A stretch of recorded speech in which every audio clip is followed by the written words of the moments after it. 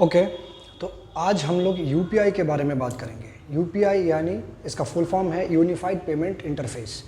ये concept India में develop किया गया है और इसको डेवलप किया है एनपीसीआई नामक एक ऑर्गेनाइजेशन ने। इस कॉन्सेप्ट का मोटिव यही था कि ऑनलाइन पेमेंट करें, सिक्योरली कर पाए और सीमलेसली, बिना कोई हिचकिचाहट लिए इजी वे में हम लोग सिक्योरली ऑनलाइन पेमेंट करने के लिए जो एक मेथड, एक प्रक्रिया है, उसको इम्प्लाई किया गया है। तो यूपीआई बेसिकली एक ऑनलाइन मेथड है पेमेंट करने के लिए। अगर किसी को हम लोग कहीं पर हम लोग अगर कुछ खरीदते हैं तो अगर पेमेंट के तौर पे ऑनलाइन पेमेंट करें तो ऑनलाइन पेमेंट का एक टाइप है यूपीआई। और अगर हम लोग मनी ट्रांसफ़र की भी बात करें तो ट्रांसफ़र भी यूपीआई के थ्रू किया जा सकता है। तो ट्रांसफ़र और ट्रांजैक्शन दोनों ही यूपीआई के थ्रू कर सकते हैं। तो देखिए, ट्रांसफ़र और ट्रांजैक्शन बेसिकली दो तरह से किया जा सकता है। एक है ऑफलाइन और दूसरा है ऑनलाइन। ऑफलाइन मतलब हम लोग कैश ट्रांजैक्शन करें। अगर हम लोग किसी दुकान में गए, कुछ चीज़ें, कुछ सामान परचेज़ किए, तो उसके बदले में हम लोगों को अगर पेमेंट करनी हो तो वो हम लोग कैश के थ्रू अगर करते हैं तो उसको ऑफलाइन पेमेंट बोलते हैं। और ऑनलाइन पेमेंट मतलब जो कि सर्वर के थ्रू ऑनलाइन किसी भी डिवाइस के ज़रिए हम लोग पेमेंट करते हैं तो वो ऑनलाइन पेमेंट होता है। देखिए, ऑनलाइन पेमेंट बेसिकली 3 तरीके का होता है। एक है कार्ड पेमेंट, दूसरा है नेट बैंकिंग, और अभी जो चल रहा है, जो पॉपुलैरिटी ज़्यादा गेन किया है, वो है यूपीआई। तो पहले हम लोग बात करते हैं कार्ड पेमेंट से क्या होता है। कार्ड पेमेंट देखिए, ये इसके बारे में ठीक है और डिटेल्स में बात करेंगे, लेकिन इससे भी पहले हम लोग थोड़ा और इसमें यूपीआई में थोड़ा सा और देख लेते हैं। देखिए, यूपीआई जो है, ये पहले यूपीआई यूज़ करने के लिए हम लोग को क्या होना चाहिए। यूपीआई यूज़ करने के लिए एक एप्लीकेशन हम लोग के मोबाइल पे, कोई भी डिवाइस हो, उस डिवाइस में इंस्टॉल होना चाहिए, तभी हम लोग यूपीआई के थ्रू हम लोग ऑनलाइन पेमेंट कर सकते हैं। फर्स्ट ऑफ ऑल, किसी के पास भी अगर किसी को भी यूपीआई के थ्रू पेमेंट करनी हो, यूपीआई यूज़ करनी हो, तो उसके लिए पहले किसी भी बैंक से अकाउंट कराने चाहिए। कोई भी बैंक में अकाउंट होने चाहिए। सेकंड, उस बैंक में आपके कोई भी मोबाइल के रजिस्टर्ड नंबर होना चाहिए, तभी आप यूपीआई में यूपीआई यूज़ कर सकते हैं। तो यूपीआई देखिए, तो back to that topic that which I was discussing about, कि यूपीआई जो है मतलब क्यों यूज़ किया जाता है, क्यों ज़्यादा पॉपुलैरिटी गेन किया है। कुछ ड्रॉबैक्स है ऑनलाइन पेमेंट में ही, जो बाकी दो मेथड्स है, एक है कार्ड पेमेंट और दूसरा है नेट बैंकिंग। वो दो मेथड में कुछ ड्रॉबैक्स है। कार्ड पेमेंट की बात करते हैं। कार्ड पेमेंट में क्या होता है, पहले आपके पास एक डेबिट कार्ड या क्रेडिट कार्ड होना चाहिए। फिर कहीं पर अगर आपको पेमेंट करनी है, किसी शॉप में गए, आप किसी चीज़ के सामान परचेज़ किए, वहाँ पे आपको पेमेंट करनी है, तो आपके पास वो कार्ड तो रहेगा ही, ऊपर से आप वो जिस दुकान से आप चीज़ें खरीदे हैं, उस दुकान के पास एक कार्ड स्वैपिंग मशीन होना चाहिए। कोई भी मशीन हो, किसी भी बैंक का हो, वो मशीन उस दुकानदार के पास होना चाहिए, तभी आप कार्ड स्वैपिंग के थ्रू पेमेंट कर सकते हैं। लेकिन ज़्यादातर दुकानदार के पास कार्ड स्वैपिंग मशीन है ही नहीं। तो आपके पास भले ही कार्ड हो, लेकिन अगर दुकानदार के पास कार्ड स्वैपिंग मशीन ना हो तो आप कैसे पेमेंट कर पाए, तो वो एक ड्रॉबैक है।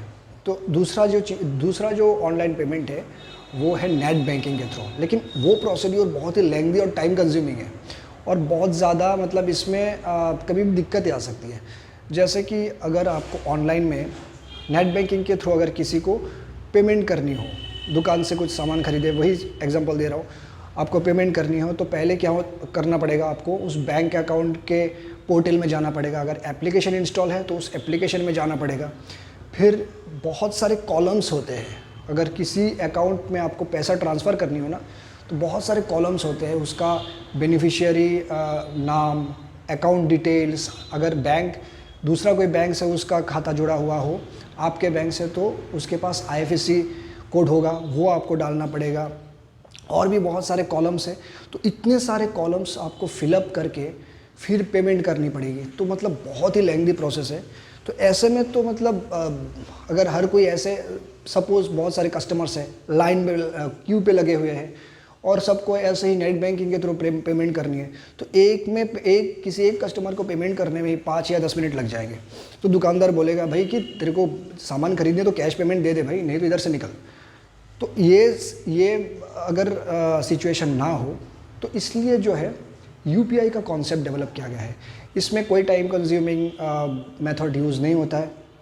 आपको जस्ट एक देखिए यूपीआई में भी कई अलग अलग तरीके हैं, अलग अलग मोड से ट्रांसफ़र करने की। पहले तो स्कैनिंग करके, बार कोड स्कैन करके आप ट्रांसफ़र कर सकते हैं, मोबाइल फ़ोन के थ्रू कर सकते हैं, उसका नाम सेव करके वो भी कर सकते हैं। तो बार कोड स्कैनिंग करके बहुत ही ईजी हो जाता है। वो दुकानदार के पास कोई बार कोड का एक बोर्ड रहेगा, आप उधर अपने मोबाइल पे क्यूआर कोड ऑन कीजिए, पहले एप्लीकेशन में जाइए, उधर जाके क्यूआर कोड ऑन कीजिए, उधर जाके फिर बार कोड में जाके वो जो स्कैनिंग होता है वो स्कैन कीजिए, तो ऑटोमेटिकली वो डिटेक्ट हो जाएगा, फैच हो जाएगा उसका अकाउंट और आपके अकाउंट में। आप आपका अमाउंट डालिए, फिर ओके मारिए, जो पेमेंट हो जाएगा। तो मतलब इसमें 10 सेकंड भी नहीं लगेंगे। तो बहुत ही टाइम इसमें आपका बच जा रहा है, बहुत ही मेहनत कम लगनी पड़ रही है। तो बहुत ही आसान हो गया है पेमेंट करना, लेकिन साथ में सिक्योर भी है, क्योंकि इसमें ट्रांजैक्शन हो रहा है आपके बैंक टू बैंक। आप इधर से ट्रांसफ़र कर रहे हैं मनी, लेकिन वो ट्रांसफ़र कैसे हो रहा है, आपके बैंक अकाउंट में जा रहा है सर, थ्रू द सर्वर। उस बैंक अकाउंट से जहाँ पे जाना है उधर उस अकाउंट पे वो दोनों ही वेरीफाइड होंगे अपने अपने बैंक से, फिर जो है मनी ट्रांसफ़र होंगे। तो वो बैंक टू बैंक होता है, लेकिन आपके पास एप्लीकेशंस रहते हैं, इस एप्लीकेशन के थ्रू आप जो है मनी ट्रांसफ़र कर सकते हैं थ्रू द बैंक सर्वर। अब आते हैं कि यूपीआई अकाउंट खोलने के लिए आपको क्या क्या होना चाहिए। जैसे कि पहले ही कहा मैंने, आपके पास एक बैंक अकाउंट होना चाहिए, और दूसरा जो है आपका कोई भी एक मोबाइल नंबर रजिस्टर्ड होना चाहिए, क्योंकि आप जब कोई भी एप्लीकेशन इंस्टॉल करोगे यूपीआई के, तो वो रजिस्टर्ड मोबाइल नंबर जो आपके बैंक में रजिस्टर किया हुआ है वही ज़्यादा काम आएंगे, क्योंकि वो एप्लीकेशन जो है इंस्टॉल करके उसको जो है फाइनल स्टेज पे लाने के लिए। अब यूपीआई जो एक कॉन्सेप्ट है, यूपीआई का कोई खुद का कोई एप्लीकेशन एक है, गवर्नमेंट एप्लीकेशन है, लेकिन साथ में जो है बहुत सारे एप्लीकेशन अब आजकल अवेलेबल है जिसके थ्रू आप ऑनलाइन पेमेंट कर सकते हैं। यूपीआई कॉन्सेप्ट है, और इस कॉन्सेप्ट को अलग अलग एप्लीकेशन ने एडॉप्ट किए हैं और आपको वो सारे सुविधाएं दे रहा है जो यूपीआई कॉन्सेप्ट में अवेलेबल है। और सारे जो एप्लीकेशन जैसे कि कुछ तो बैंक के ही एप्लीकेशंस है, आईसीआईसीआई हो गया, एसबीआई हो गया, वो सारे बैंक के खुद के ही एप्लीकेशंस है। यूपीआई के एप्लीकेशन है जिसके थ्रू आप लोग पेमेंट कर सकते हैं। और कुछ थर्ड पार्टी के एप्लीकेशंस हैं, जैसे कि फ़ोन पे हो गया, गूगल पे हो गया, अमेज़न पे हो गया, तो वो सारे थर्ड पार्टी एप्लीकेशंस हैं। और वो थर्ड पार्टी की एप्लीकेशंस आजकल ज़्यादा पॉपुलैरिटी गेन कर रही है।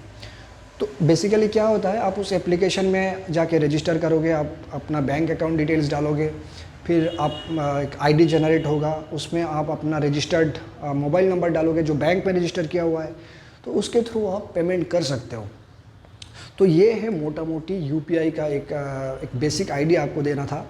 तो आप को कुछ और जानकारी चाहिए तो आप इस चैनल को सब्सक्राइब कीजिए, और मैं मिलते हैं नेक्स्ट वीडियो में मिलता हूँ मैं, और तब तक के लिए थैंक यू।